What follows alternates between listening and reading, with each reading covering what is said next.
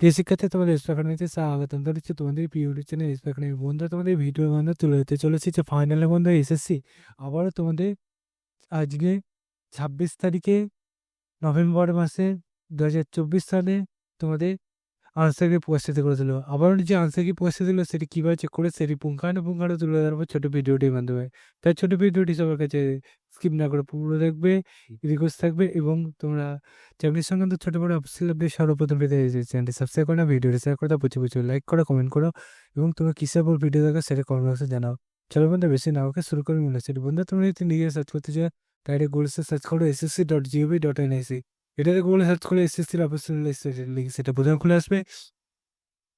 সেখানে খুলে আসলে বন্ধুরা তোমরা দেখবে এরকম পেজ খুলে আসলে এইরকম পেজে বন্ধুরা তোমরা দেখবে তোমাদের হোম অপশন পাবে, দিয়ে তারপরে নিচে দিয়ে স্ক্রল ডাউন করলে তোমাদের এই প্রথম পিডিএফটা 26 তারিখে যেটা আছে সেটা ডাউনলোড করে নাও।